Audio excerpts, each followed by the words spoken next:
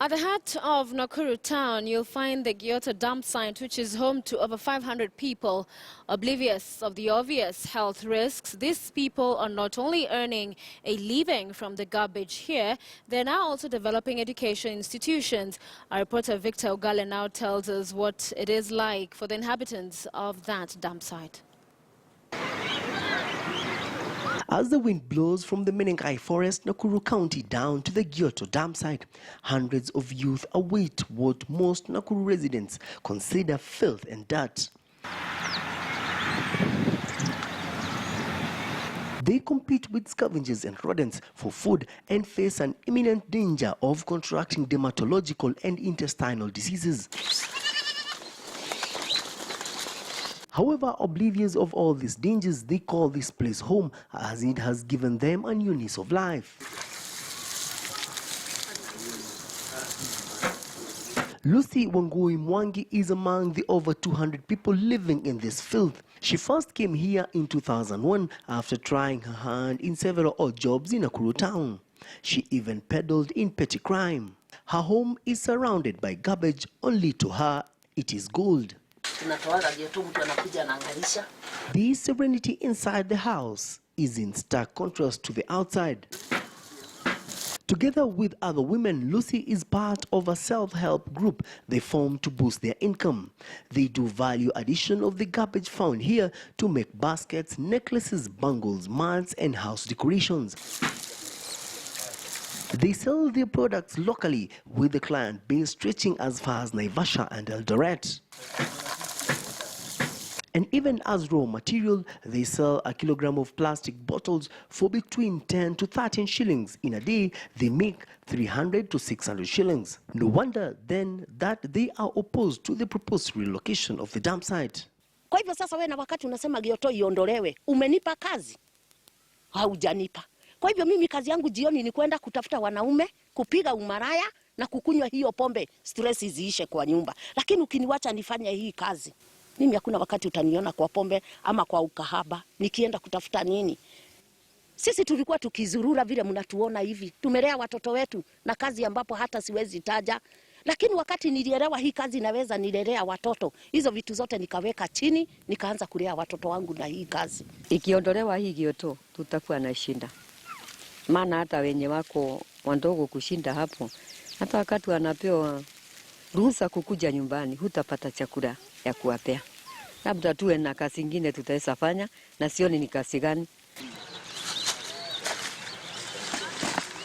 Not far away from Lucy's house are these youths. They call themselves Gaza after the self-governing Palestinian territory on the eastern coast of the Mediterranean Sea. The youths also earn a living from the dump site. There is an unwritten rule that only those residing at the dump site and those from the nearby Hilton slum can benefit from the rubbish.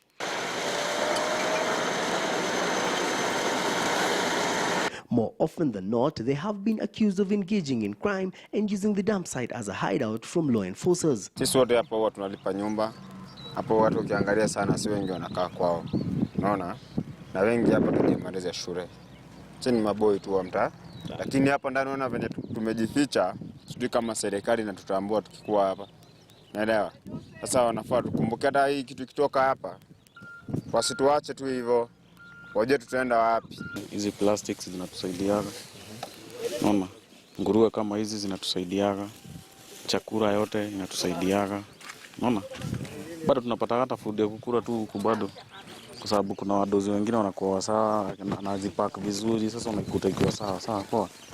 Sasa naweza nikasema aje beneficiary ya state ni poa sana, kwa sababu ujue ina hold economy ya kila mtu. Unaona economy ya watu wengi, kwa sababu hata unajua hata walishaji wa ng'ombe wenye wako neighborhood wanatoa bado food, wanapata food kutoka huku. Itatolewa sawa, serikali watasema itoke.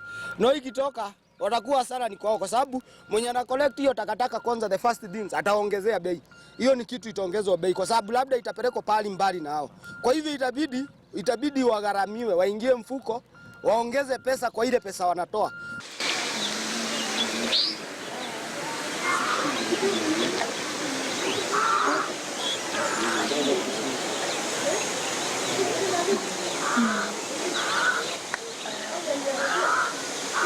school is a source of pride for the community here. After all, they built it with proceeds from the garbage and also with the assistance of well-wishers. The school helps to curb child labor, which is a major challenge in this area. It started with a simple structure for a nursery school, but has now developed another structure for primary 1 pupils. There are only 3 teachers here, and Faith is one of them. When I came here, I found the place is like deserted, but we decided on to put a school because we had seen so many children. They are just like street children eating from the dump site. Mimi mambo na dump site hiyo naijua kabisa kwa sababu nimekuwa hapo. Unajua wakati iliwekwa kukua watu. Hata ungeenda huko ungepata mashimo, watu walikuwa wanapika kangara, ilikuwa misitu na iko na mashimo na mawe. Haungefikiria watu watawaishi hapo. Watu walikuwa wanamalizia kuishi hapa Bangladesh. They live in some makeshift houses, which is not a very healthy thing for them to be able to do that. So as the county government is thinking of, upgrading the Gioto dump site maybe to a landfill, they should also consider the people who are there living from that place. What really hearted in my heart is to see the young children with their baskets rushing to the dump and taking those things that has been put there in order to pick them, to have them for their lunch or for their supper.